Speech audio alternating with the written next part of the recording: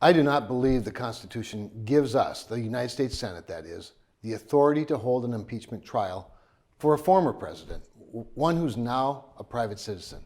But because a majority of senators voted otherwise, I believe it's our duty to hear the arguments presented by both sides and then vote on the merits that are presented.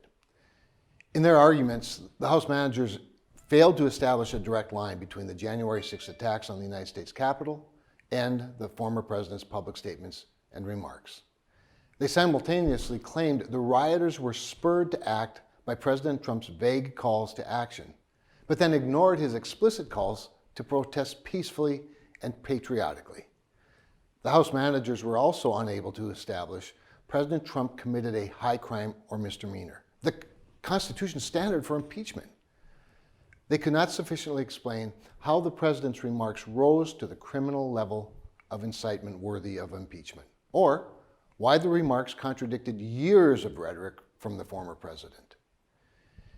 Their arguments require assuming the underlying meaning in President Trump's January 6th speech was so persuasive that the rioters would attack members of law enforcement, an action in direct defiance of the unequivocal statements in support of police officers offered throughout the entirety of Donald Trump's presidency, including, by the way, his comments on that very day. If the former president's rhetoric was so powerful, why was this group of rioters so unpersuaded by his years of publicly backing law enforcement?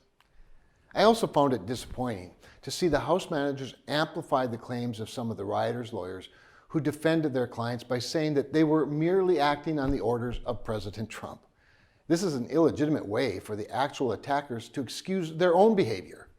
Consumed with their desire to prove Donald Trump is guilty, House managers sent the country the wrong message by implying perpetrators can be let off the hook if they simply shift the blame elsewhere. They are each responsible for their actions and should be prosecuted to the fullest extent of the law.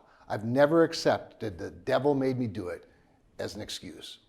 Even though they committed such horrendous crimes, they are afforded due process, as is every American citizen accused of a crime.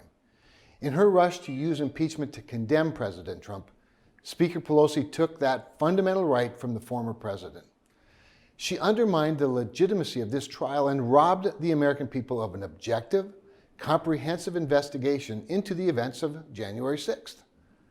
President Trump is also afforded the First Amendment right of free speech like every American. In fact, elected public political officials have enhanced protections to ensure we can foster discussion and debate on issues without fear of undue consequence. Those rights should be protected, and if another elected official makes remarks with which we disagree, it's our duty to speak out and refute them, not use the levers of power to systematically silence or remove them. Let's face it, there's enough of that going on already.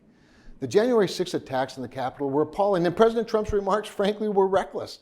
But based on the evidence presented in the trial, he did not commit an impeachable offense. Therefore, I voted to acquit former President Trump. I hope Congress will now get back to doing the work of the American people and that we can help foster unity rather than drive these wedges of disunity that Democrats have been doing for the last 4 years.